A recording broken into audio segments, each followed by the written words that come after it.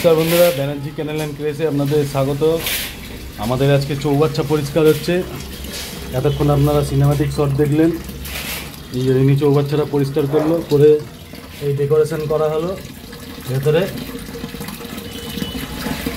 আর আমাদের কাছে রয়েছে বড় বড় দুটো পাঙাশ ট্যাংরা আর একটা 1 কিলো 2 কিলো সাইজের ক্রোকোডাইল ফিশ।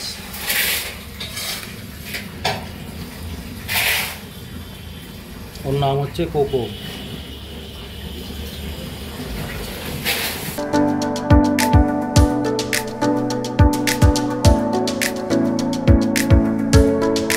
পরিষ্কার করে পুরো নতুন জল, নতুন জলের মধ্যে ওদের আবার ছাড়বো।